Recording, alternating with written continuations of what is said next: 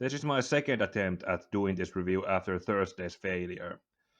Not talking about that anymore, I'm just going to get this frustration over with. The pilot episode for Superman and Lois was fine.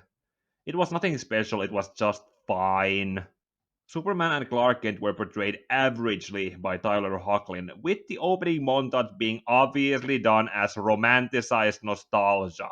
For example, the first scene recreating Action Comics issue 1 with the Max Fleischer cartoon Superman costume was done to bank on nostalgia, and I don't dislike the "my mom made it for me" line about Superman's costume, but I can recognize it being used just for the sake of using it. And Parkent dying via heart attack was an obvious recycle from the 1978 film. In my comparative review of Superman 1978 and Man of Steel, I brought up how the dynamic between Clark Kent and Superman was flipped in the 1986 to Clark Kent being the person and Superman being his secondary role. I'm happy to say that Superman and Lois follows this dynamic, unlike how it was introduced in the CW Supergirl, where Clark Kent was the disguise that Superman used. Seeing as how this is supposed to be Superman on his, year 20 of his career, that should be the natural dynamic for him to live by.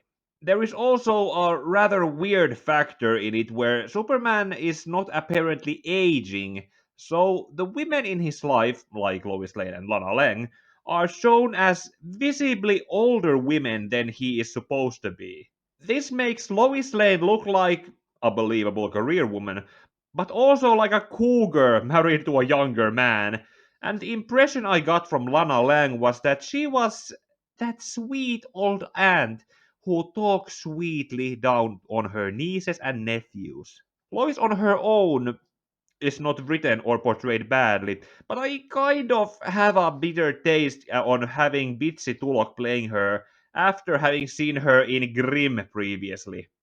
She was an okay character there, but was taken into an unfavoring direction eventually, but I try to ignore that in this other show.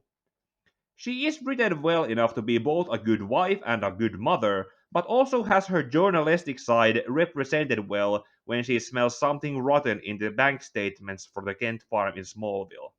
Then there are the twin boys, Jonathan and Jordan.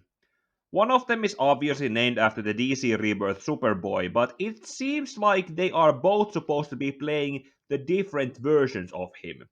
From before and after Brian Michael Bendis started to write Superman comics. Jordan might be the pre-Bendis version, and Jonathan is the after Bendis started writing Superman comics version of Superboy. Those of you who have read Bendis' Superman run know what I'm talking about. The scene where Clark and Lois are forced to tell their sons that their father is Superman is not bad. The dialogue could have used another rewrite, but showing them his powers is a good scene, but it ultimately falls flat on its face because CW drama, I guess. Greg Berlanti is included in the production team.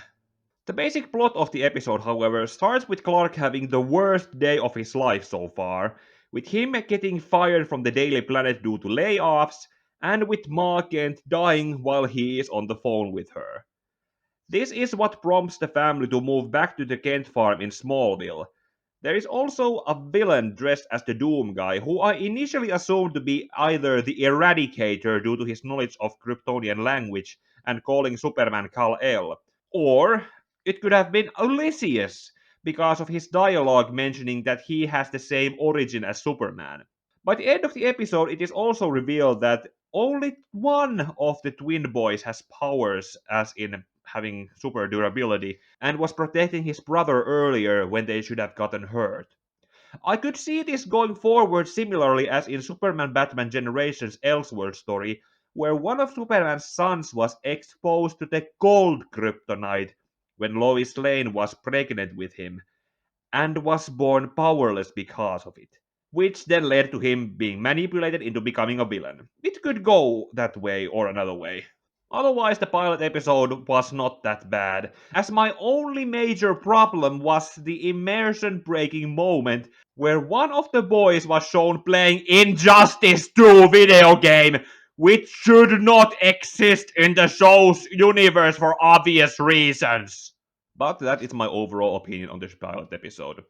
I should also add that comparing Tyler Hoechlin's Superman to Henry Cavill's Superman is not ideal when you take into consideration where they are in their respective careers. Hoechlin's Superman is portrayed as a 20-year veteran as the Man of Steel, while Henry Cavill's Superman is still growing into his role like a freshly seasoned senior officer by the time we see him in Zack Snyder's Justice League. They do not compare in any way.